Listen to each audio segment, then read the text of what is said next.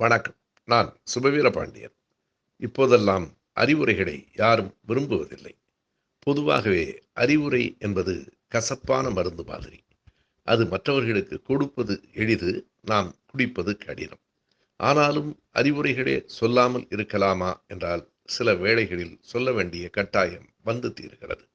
நம்முடைய அடுத்த தலைமுறைக்கு, நம்முடைய நண்பர்களுக்கு, சில நேரங்களில் நம்மை விட மூத்தவர்களுக்கு கூட சில கருத்துக்களை எடுத்துச் சொல்ல வேண்டிய கட்டாயம் வருகிறது. அப்போது என்ன செய்யலாம்?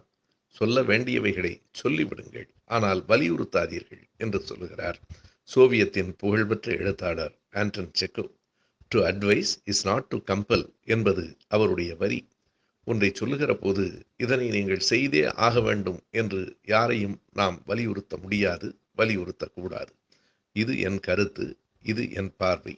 மற்றபடி இது குறித்து முடிவு செய்வது உங்களினுடைய விருப்பம் என்று சொல்லுவதுதான் நாகரிகமாக இருக்கும்.